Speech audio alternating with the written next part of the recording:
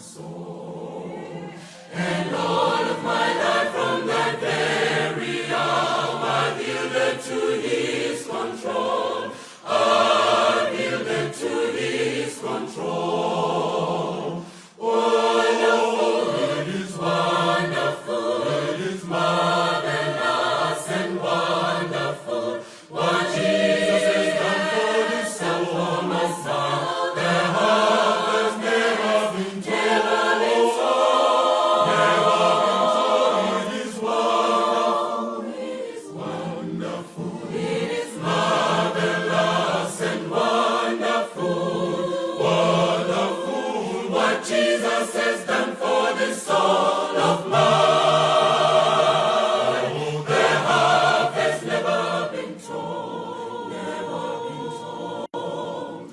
From glory to glory he leads me on, from grace to grace every day. And brighter the glory dawns, while pressing my homeward way, while pressing my homeward way. Oh, it is wonderful, it is marvelous and wonderful what Jesus has done for this soul on my side. Their heart has never been told.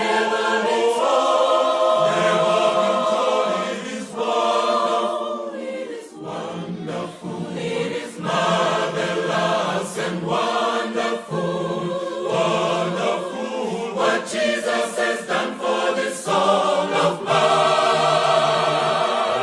Their heart has never been told. It is wonderful, wonderful, it is wonderful, it is marvelous and wonderful what Jesus has done for this soul on my side. Their heart has never been told. It is wonderful, it is marvelous and wonderful, wonderful what Jesus has done for this soul of mine. Their heart has never been told, never been told. Vana vaMwari, toda kutenda Mwari worugare vatisonganisa mukati mezuva ranhasi pasi penyasha dzavo. Mukati mezuva ranhasi, regai timboenda kutsamba yaJohani, patsamba yedu yakajairika yachapter 20. Musoro uripo unoti kumuka kwaJesu, pavhesi ya1 verenga munun'unu. Zvino nomusi wokutanga wevhiki, Yes. Maria Magadharina wakaenda kuhwiro mangwanani kuchakasviba, akaona ibwe rabviswa pahwiro. Yes.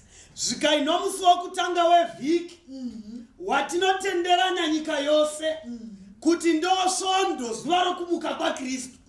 Zvikai Maria Magadhalini wakamukira kuhwiro, wakati asvika pahwiro wakavona ibwe rabviswa. Haana kuinda iri ordinary time, but wakainda panguva yekwachakasviba. Zvikanzi unoinda Maria, unondosvika, unoidentifya kuti ibwe rabviswa.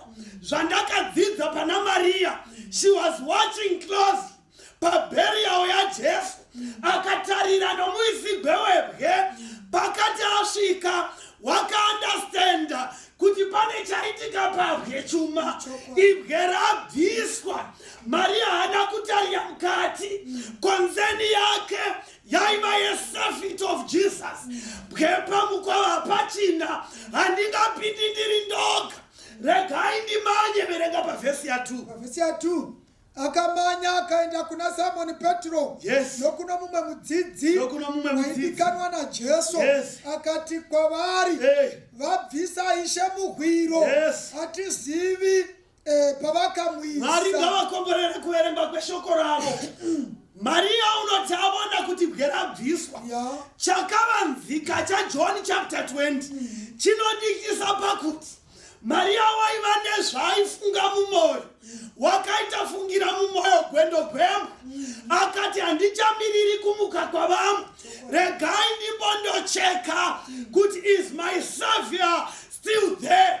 Unoti asvika akavona ibwe pasina, unodzokera, hana kundodana vose vose, unoinda pana Simon Peter nemumwe mudzidzi waidikama, unoti hamuchina bwe, ndabva uko bwe rabviswa. Hama dzinodikanwa, Maria had a concern with Jesus, had a concern about Jesus.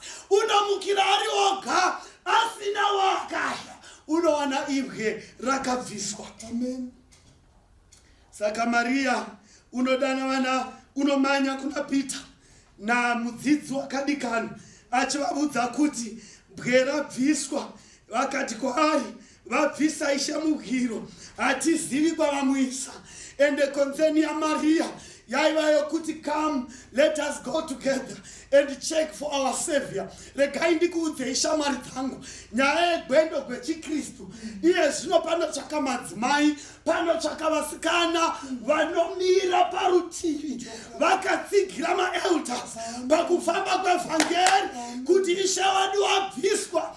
Handaiti ndoona kwawakaiswa, pane pakabviswa She muupenyu kavanhu, asi pachatsvaka vachafamba vose kuti hendei tindoona kwavamuisa. Saka unodana Peter na Johani mudzidzi wakadikama. Iwaizve vakoma, vana Peter vaudzwa nyaya iyi na Maria, havana kugara pasi. Yes. Vanzwa kuti Maria wabva kuhwiro, chokwadi, ibwe yapachina rabviswa. Havana kugara pasi. Yes. Pamusoro penyaya iyi. Pavhesi ya 4 vanodini vana Peter? Vhesi ya 4 vakamhanya vose vari vaviri, uya mumwe mudzidzi akamhanyisa kukunda Petro, akatanga kusvika pabwiro, wakakotama achidongorera, akavona micheka iri pasi asi haana kupinda. Zvino Simon Peter wakasvika akapinda mubwiro, akavona micheka iri pasi, ndomucheka muduku wakanga uri kumusoro wake, usati uri kune mimwe micheka, asi wakapetwa uri woga. Vhesi yotiyo vana Peter vawashoko iri havana kudzikama. Yes. Vhesi yotiyo Maria achitaura shoko iri, vakamanya vose. Sure. Simon Petro neuya mudzidzi waidikama, watinoziva waidikama mudzidzi waivata pachifuva chaJesu, ndiye John zveu. Ndouri kunzi vakamanya vose. Uya umwe mudzidzi ndokumanya waidikama John, ndokupfumura ndokuinda mberi, ndobva asiya Petro mukumanya kwake John ari mberi kwaPeter. Vhesi inotiyo John achisvika pahwiro, wakasvika pamukova wehwiro, ndokubva aita zvokudongorera, asi haana kupinda. Peter achisvika unowana John akadongorera asina kupinda. Pakudongorera kwaJohn, vhesi yatiyo wakavona micheka, akadongorera, wakavona micheka. Peter achisvika unosvika achipinda mukati. Peter haana kuita zvokudongorera, wakaziva kuti kana tikadongorera ndiri pashe, pashe hapazi mukati. Wakaita zvokupinda. Teerera hama dzinodikana, ndiri kuti mukati meupenyu hwedu kumanya takamanya. Dai vaishonganikwa navo Peter na John mukumanya, vaingabvunzwa navanhu kuti ko muri kumanyirei? John waiti ndiri kuda kuita kuhwiro, toda kunopinda muhwiro. Ndinovona kuti ichokwadi here kuti wakamuna, asi achimanyira kunopinda muhwiro. Vhesi yoti wakasvika akadongorera, haana kupinda mukati. Ndiri kuti hama dzinodikana, varipo mukati mekunamata kwavo, vanoonekwa nenyika vachimanya sevanoda Mwari, vanovonekwa nenyika vachiita sevanoshingairira Mwari, ende vachiratidza kuti vari kumanya. Asi mukumanya kwavo kana vakasvika vapindi vanoita zvokudongorera.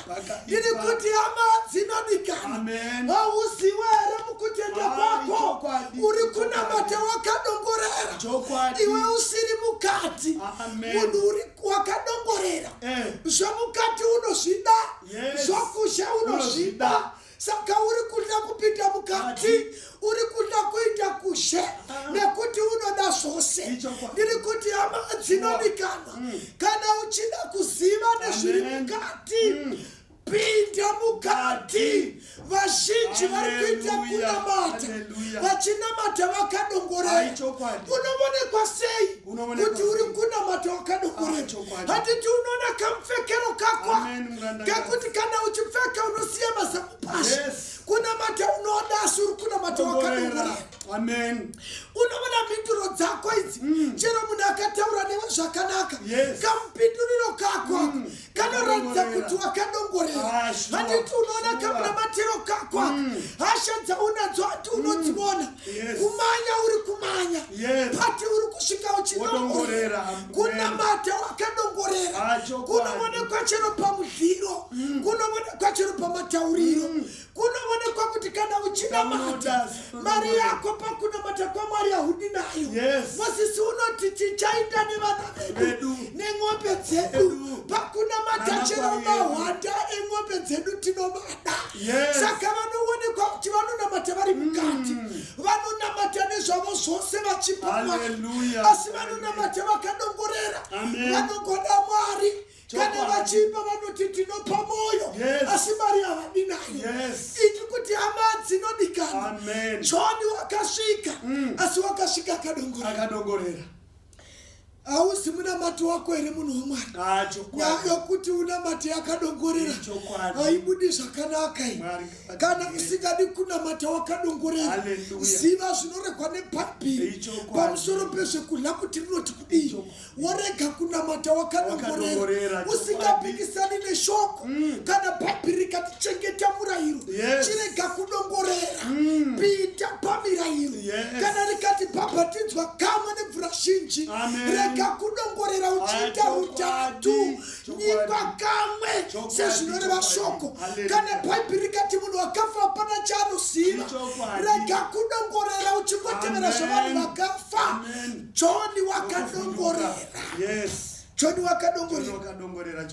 Vhesi yotiyo, Peter achisvika, haana kudongorera, haana kumbomira pamukova, haana kubvunza John futi kuti kwaiva wakadongorera, wakangosvika achipinda. Ndopadzine vhesi John akadongorera, wakangobona micheka.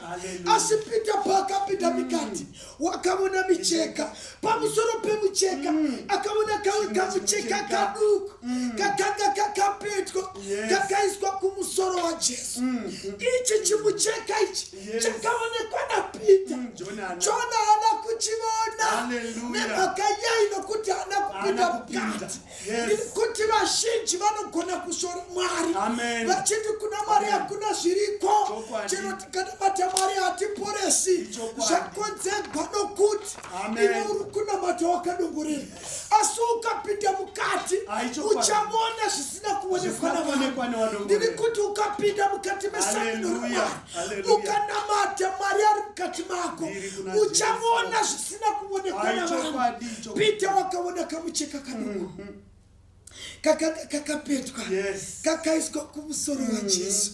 Unoziva kuti munhu waMwari pamusoro pekamucheka kaduku aka kane nyaya kamucheka zvai, kane nyaya kamucheka aka imwe yakanga iripo yakangozara muguva, asi yakakamucheka kaduku aka kane zvakaimirira kamucheka zvai. Pane zvakaimirira kamucheka kanoreva kuti kudii. Pamazuva amadzimambo, panguva yamachuta, mambo vanoti kana vosvika pakudya, Kakanga usingatendegwe kuvunza nomuromo. Yes. Kuti maguta ere naimambo. Yes. Pamasuva yamaJudha vari madzimambo. Chokwadi. Kwaishandiswa kamucheka. Yeah. Ndokaipetwa kwaisiwa patafura. Pakona yetafura kakapetwa. Yes. Saka wakanga aisa chikafu. Haavhunzi nemuromo. Yeah. Unongosvika wotarisa. Akaona kamucheka kakapetwa. Amen. Wozoti mambo vachiri pakudya. Yes. Havasati vapedza. Wobva adzokera. Akadzoka. Akaona kamucheka kakapetwa. Kari pakona yetafura. Wangodzokera. Wozoti mambo vachiri pakudya. Yes. Kamucheka waizoti kana paanodzoka akawana chabhetenukwa chichiradza kuti chimucheka chashanda. Mambo waibva angochikanda chisina kupetwa. Woreva kuti izvoni ndapedza. Asi kupetewa kwacho chero zvaingaita samazuva ano kuti mambo waisumuka patafura wombonodavira foni. Kana awisa chikafu aidzoka akawana mambo pasina patafura asi chimucheka chakapetwa.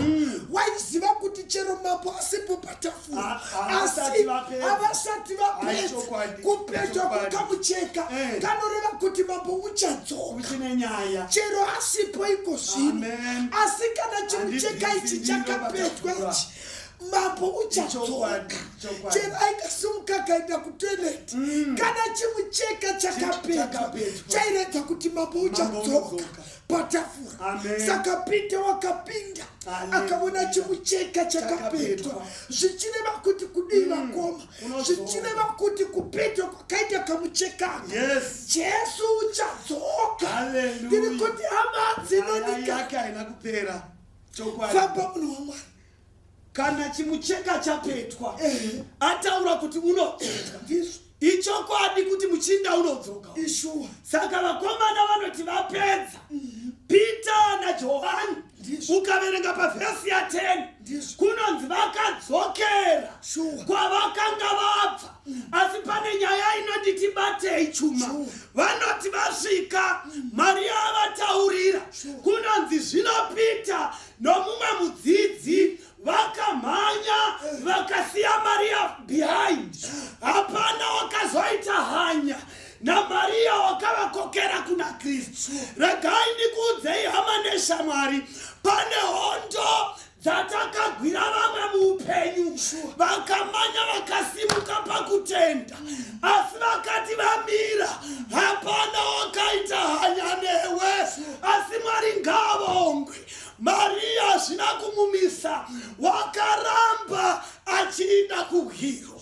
Ipapo ndopandoda Mwari ngavatiitire nyasha. Maria unoti avona haana kukuhuniswa nespidi yakashandisa vakomana. Iye unoti ini ndiri mukadzi handigoni kusprinda 100 meters navarume ava. Chandoziva regai vainde kuhiro. Chatinoda is one cause yokuti Ishe waindepi. Saka Maria unotevera hanya yake achingova nayo. Hana kurasa tariro, hana kuita ndurumwa panzira, hana kuita ndemo. Ndaitakanga tiri subamu ndaindigwa mberi navanhu vaifanira kuvasure kwangu. Ndaichipedzerana ikoko. Pedzerana nyaya yenyu ikoko. But Maria unoramba achiadvanza akananga kuhiro. Haana kudisturbiwa nespidi yaJohn, haana kuaffectiwa nespidi yaPeter. Unoramba ari muspidi akananga kuhiro. Paaida kuti nyaya yake inoperera mainini ndepekuziva kuti Ishe waiswepi. Regai ndikuudzei vadikani, we are living in a world ine machallenges. Mamwe anogona kutimisa panzira, but you can slow down but you never stop. Ngatirambe tichinda takananga kuhiro kusvika tachibata. Saka Maria unosara aripo. Vakomana vanoti vapedza pita dzavo nekamucheka kaduku vakati mukomana asati apedza kudya unodini unodzoka ndobva vapedza ipapo vadzidzi vanodzokera kumusha kwavo kumirimo yavo. Then on the way there was that slow coach yakanga yasiwa paspeed asi iyo ikati handimiri nyaya yangu inopera ndavona Kristu. Unoramba achiuya Maria unosvika pabwiro pasisina vanhu unoti hai haachaziva pana wakamupa feedback yokuti isu Maria todzokera nokuti dai vakamuudza ungadai akadzokera navo. Saka hapana wakaita hanya Maria wakaramba achiadvanza. Kana akaona Peter naJohani vakarasha matembe vachimanya haana kuita hanya nekwavaiinda. Iye waida evidence of the tomb of Jesus. Ndopa akaramba akainda unoti asvika pabwiro chiinda pavhesi ya 11. Verse 11. Asi Maria wakaramba amire kunze kwegwiro. Amen. Chichema. Yes. Zvina achachema akakota. Akadongorera mugwiro. Hallelujah. Akaona vatumwa vaviri vane nguvo chena. Yes. Vagere. Yes. Umwe kumusoro. Chokwadi. Umwe kumakumbo. Ipapo pakaiswa mutumbi waJesu. Maria unosvika unoti I am a weaker vessel. Handigoni kupinda mugwiro. Kana ndikasongana nezvinhu I cannot stand them. Nokuti I'm powerless. What if the soldiers yemaJudha arimo mukati handipindi, but chandiri kuda kuziva ndoda kuziva kuna Jesu. Hana kuita hanya nekwakanga kwainda vakomana, but hanya yake yaiva yakuda kuziva kuti where is my Jesus. Petro na Johani umwe adongorera umwe apinda nyaya yavo vakagutsikana ndokupera vakati Jesu hamuna. Havana kuita hanya nemawhereabouts of Jesus. But when Mary approached the tomb unomira akatarira mhiro zvikanzi unomira ari kunze achichema. She was crying kuti where is my savior. Regai ndikuudzei vandikani Mwari kana kuti Jesu unosvika pane a touch yabata utsvene hwaMwari. Ndatini tose tinotsvaka Kristu, ini newe tinomutsvaka, but pane unondobata pasensitive part yaKristu.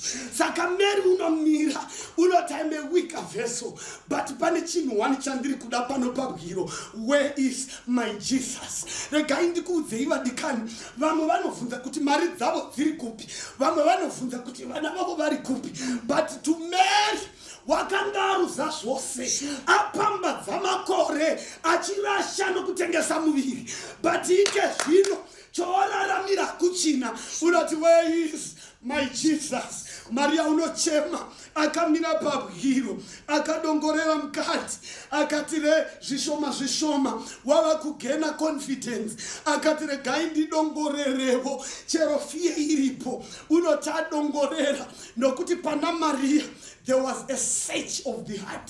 Achirevesa nomoyo kurevesa.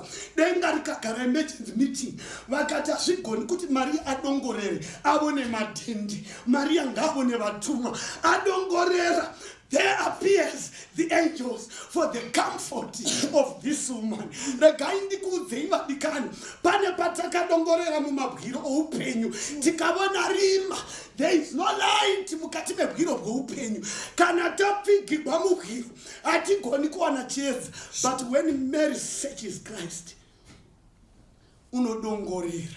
Denga rinoti hatina kutendera vana Peter kuona izvi, hatina kutendera John chero adongorera kuona izvi.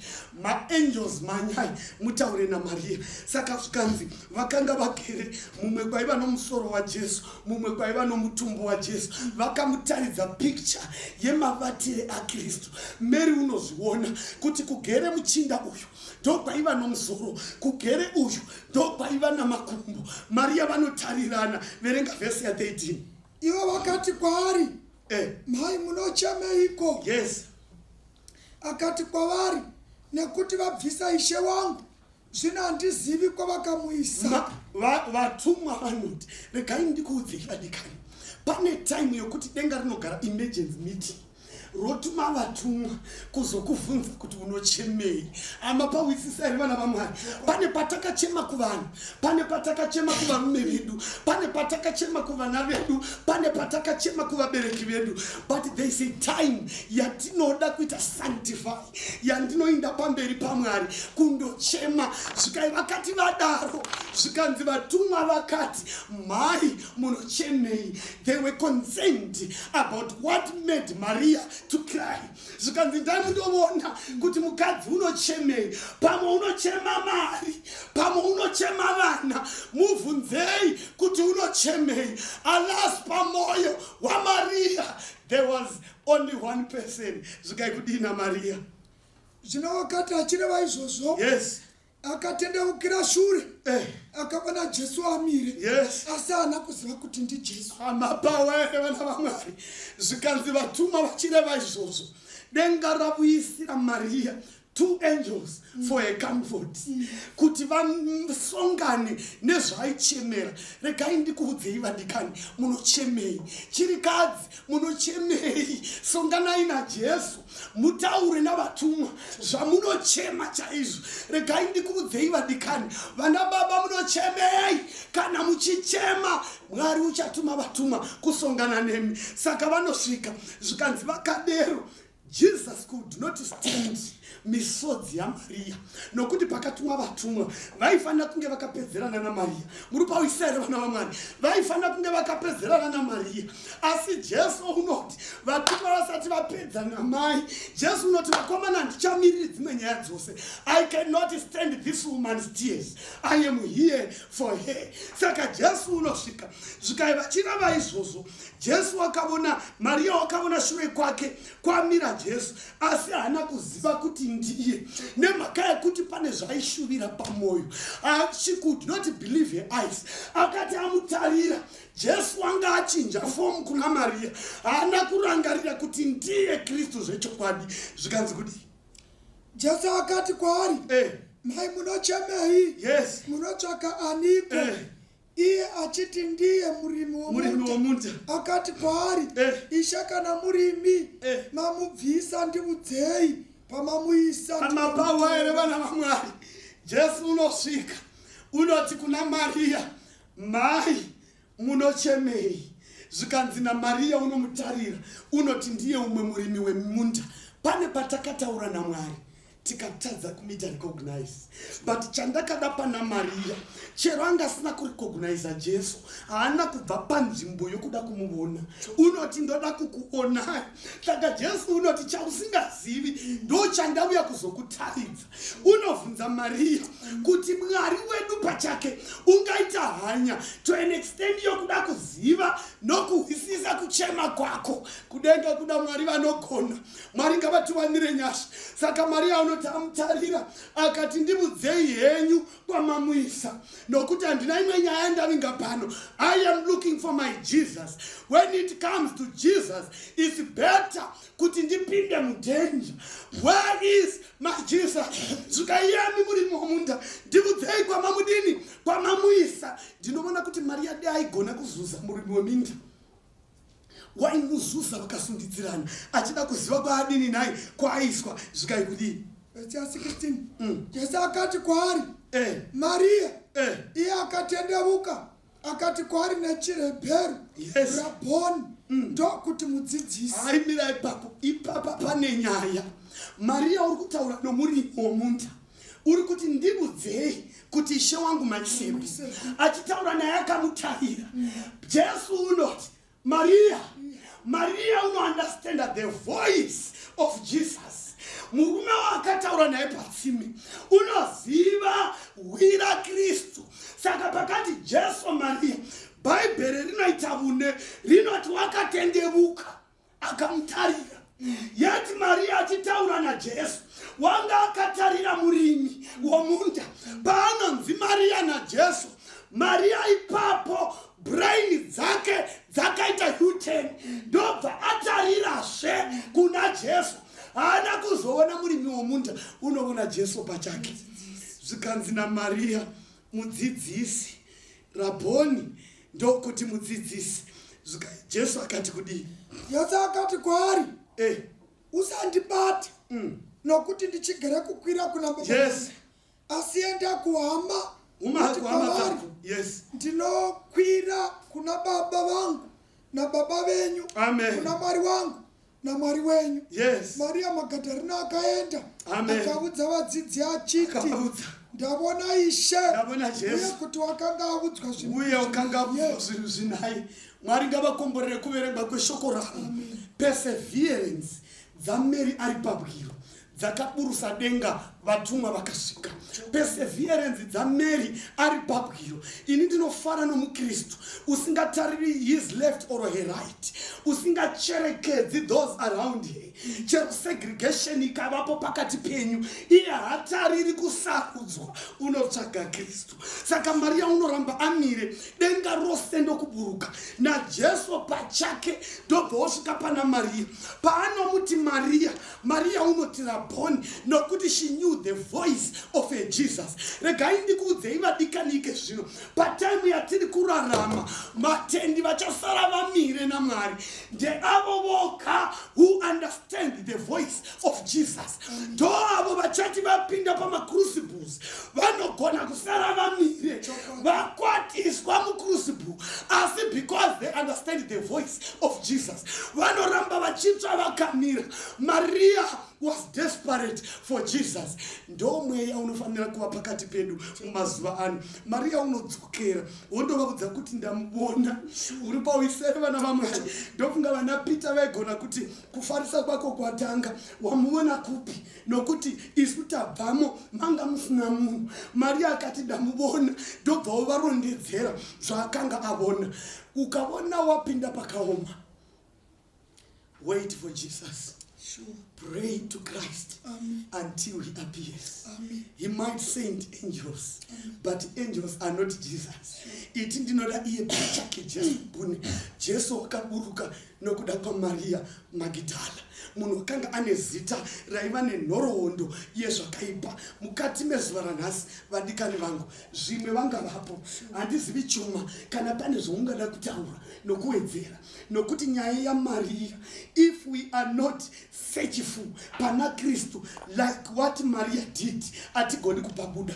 Maria tried her best until she finds the face of Jesus. Dai Mwari vatiitira zvakanaka, nokuti kushingirira nokutsunga pakugosha kwezvinhu kunoita kuti Kristu vaburuke. He came for the benefit of Maria, and ndiye wakadeliver the good news to the disciples. Kundovabudza kuti Ishe wadini nai, Ishe wamuka. Panguva ino Mwari vachitiwanira nyasha.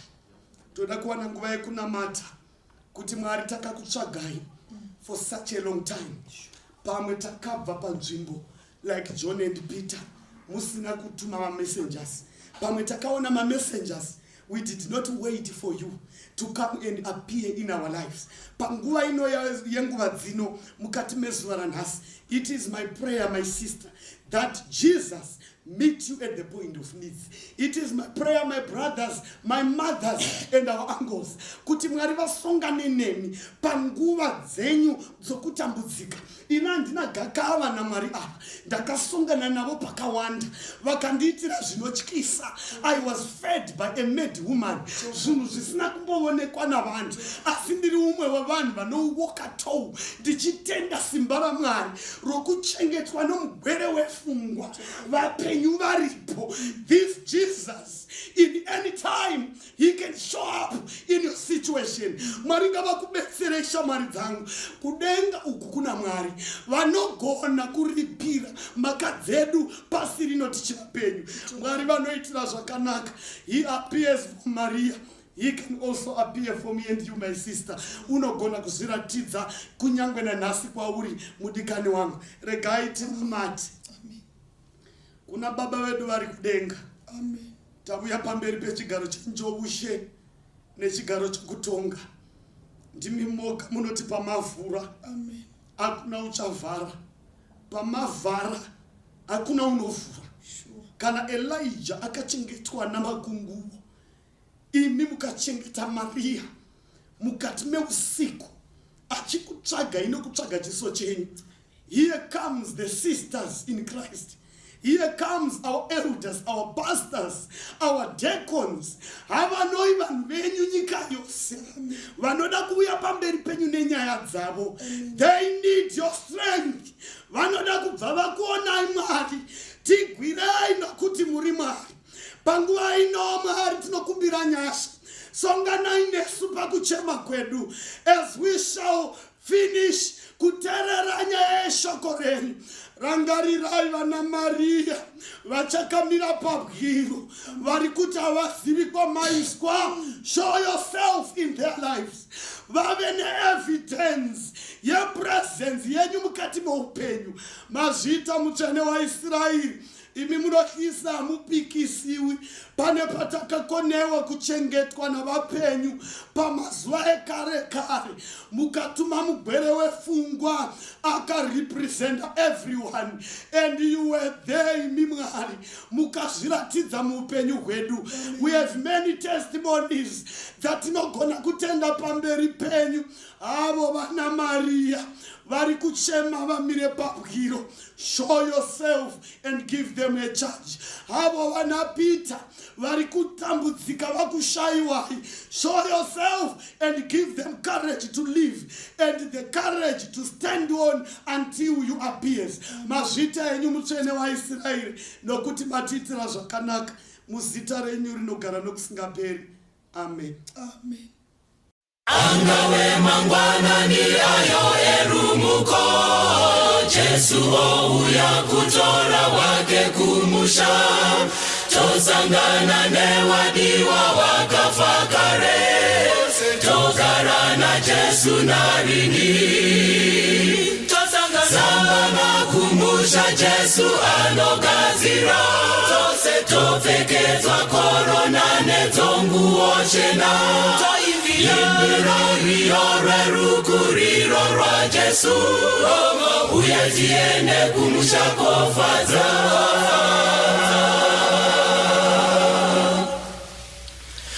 Kutari changera kashongedzwa somwenga.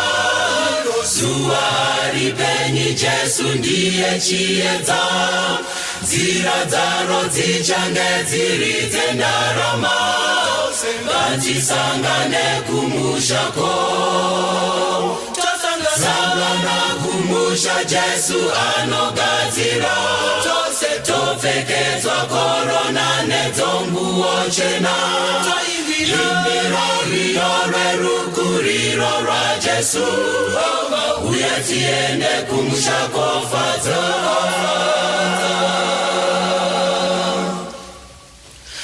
Amagadzirira kusangana na Jesu. Nekukasika wamanda yake yorira. Zviratidzo zvekuuya kwake zvopera. Iwe neni ngatisangane. Sangana kumusha Jesu anogadzira. Tose topfekedzwa korona nedzonguo chena. Imbira riyore rukuriro rwa Jesu. Uye tiende kumusha kofadza.